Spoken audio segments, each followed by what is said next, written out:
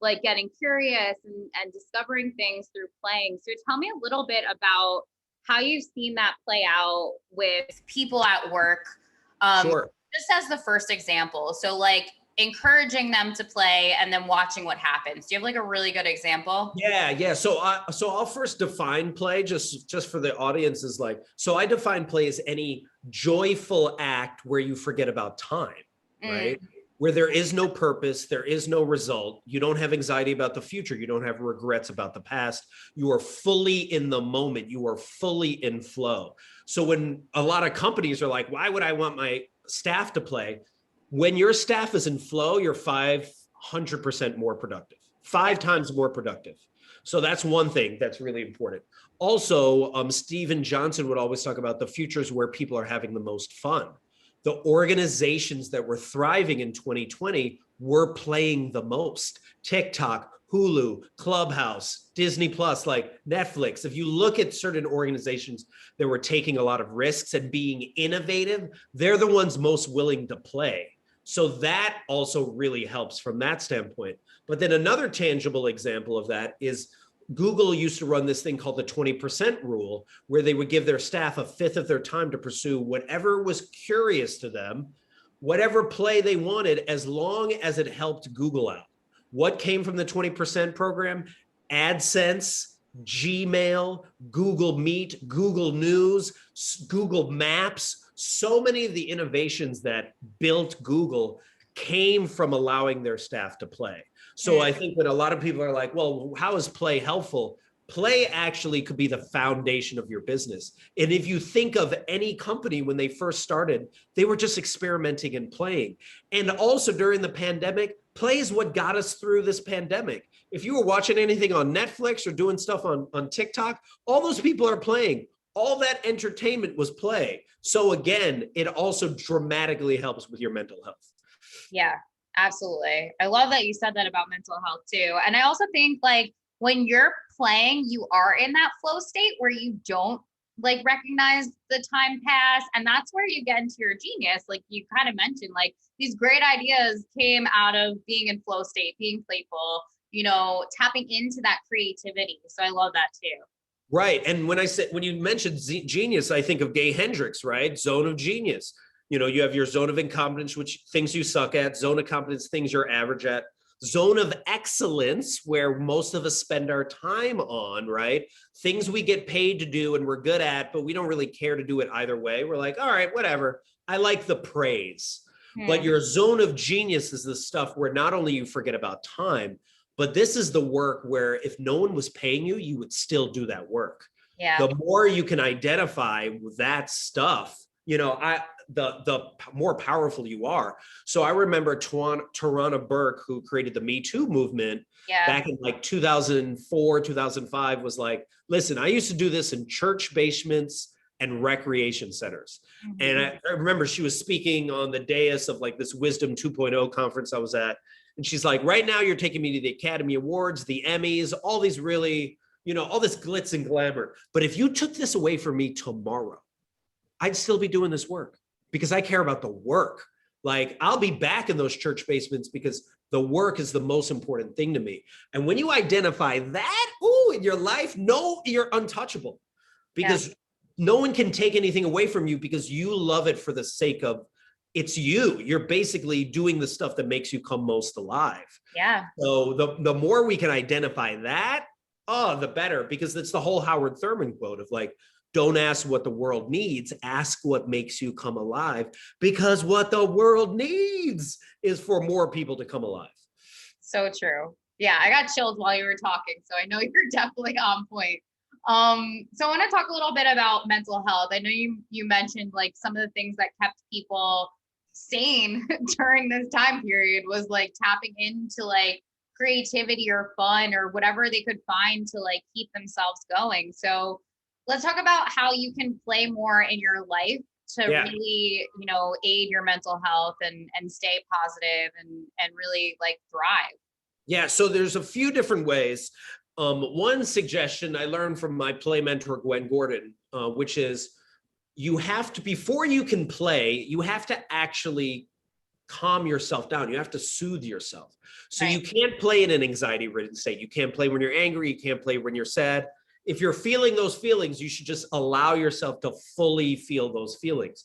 Now, also what she taught me was that you actually adopt your nervous system or the way in which you cope from the people that took care of you the most. Yep. So if they didn't have a good coping system, you might have adopted a really bad one. So you have to figure out, okay, what are the healthy ways in which I soothe myself? You know, some people actually celebrate in the same way they numb. Right? Like when something goes really well, they're like, let me go buy a bunch of stuff off of Amazon. And when things are going bad, let me go buy a bunch of stuff on Amazon.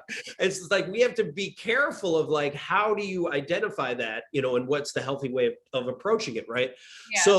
So what soothes you, right? Oh, when I go on a walk, I get a bunch of ideas. Oh, when I take a shower, I get a bunch of ideas. Oh, when I dance in costume in my house, I get a bunch of ideas. You're right next to the beach. You need to be by the beach, right? So identify what is the thing that actually first soothes you. And then once you are calm enough, then I challenge people to do this, which is really difficult. And it's weird coming from a play guy, but I challenge you to get bored. And what I mean by getting bored is like, stop binge watching Netflix. Stop looking at social media. And I'm not talking about forever. I'm talking about like 30 minutes to an hour. And if you're like, I can't, I don't have enough time. Look at your phone. You're on your phone 5 hours a day. You can find 30 minutes to not. And the reason why is because we get inundated with more information in a day than most people in 1950s got in an entire year. Yeah. And think about what most of that information is saying to you. You're not enough. You need to keep buying stuff from Amazon. You need to keep filling your soul with more stuff. And we were just talking about moving earlier. Now you're like, oh, now I have all this stuff. I got to get rid of all this stuff, you know, so you can't hear your own voice. You can't hear your inner child. So when you allow yourself to actually get bored and start practicing listening, all of a sudden that inner child starts to show up, that intuition, and it's going to start suggesting these nerve-sighted ideas, these ideas that make you both nervous and excited. And it's going to say something crazy to you, like start a podcast, move to the beach, start that side hustle, create that video, reach out to that person you've been wanting to reach out to for 6 months or even a year, or maybe it's been 4 years since you wanted to reach out to this person, right? And when you do that, regardless of the outcome, regardless of whether, you know, you achieve with the side hustle or the business, or you start the podcast or whatever, the fact that you're taking this risk all of a sudden expands who you are, because now you realize like, oh, this place of uncertainty is not that scary. Oh, I can actually be in the deep end of the pool and it's not that bad. And then you start to expand all of the other risks that you're taking.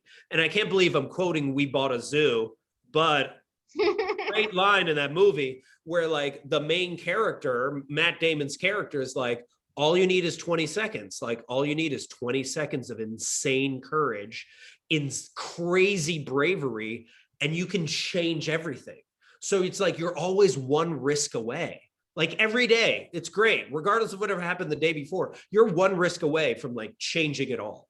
And the more you're willing to take those risks, the more you can expand yourself as like a human being. Yeah. I caught a couple things in there that I wanted to just highlight, like this whole distraction culture. I feel like you mentioned a couple things like online shopping and Instagram and Netflix. Like we live in a distraction culture. And I love that you were like, we'll get bored and get quiet, because that's essentially like what meditation teaches. And that's a theme that's come up on this podcast a bunch, like how to meditate, how to get quiet, how to listen to your intuition.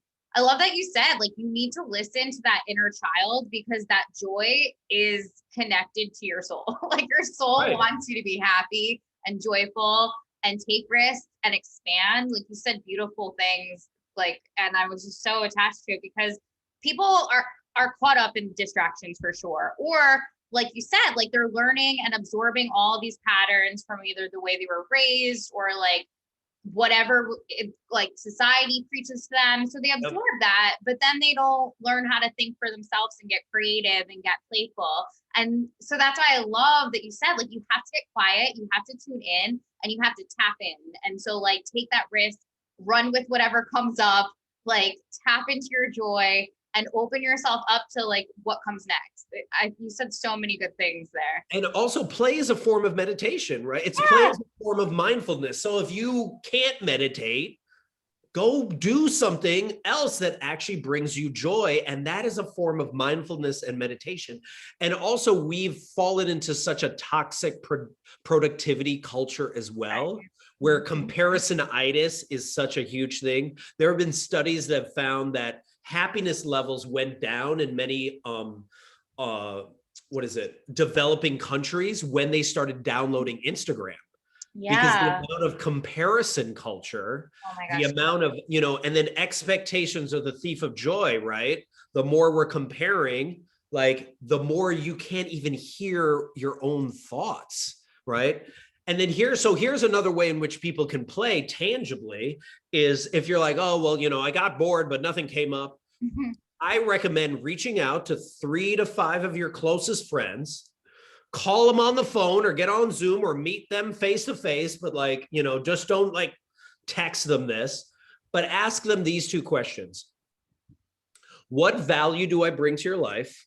Like, why are we friends? Like, what do I do for you? Like, what impact have I had on your life, right? So what value do I bring to your life? And then the other question is, when have you seen me most alive? And another way of asking is like, when have you seen me most playful, most creative, most myself? When have you seen me most myself? So when you get the answers back of what value do I bring to your life and when have you seen me come most alive? Oh, the love and the appreciation. Not only that, oh, you're like, oh, I didn't even know I impacted you in that way. I didn't even know I did that for you. Oh my gosh, that is the ways in which I come alive. That is the way in which I played. Man, I don't remember the last time I played like that. Then you can reach back out to those 3 to 5 friends that are like, help me to play more in these ways. Like, let's figure out ways in which I can like schedule this play out or do more of this. And that's where all of the epiphanies start to show up, right? Because again, it's just like, figure out the thing that makes you come most alive, because frankly, like, we need that.